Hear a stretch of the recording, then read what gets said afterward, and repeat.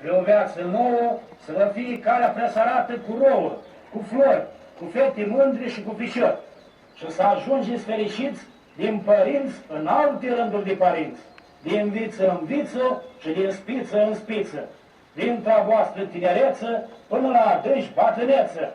Mulți ani la fața domnilor voastre și la gura mea, cinstire, noroc și bucurie.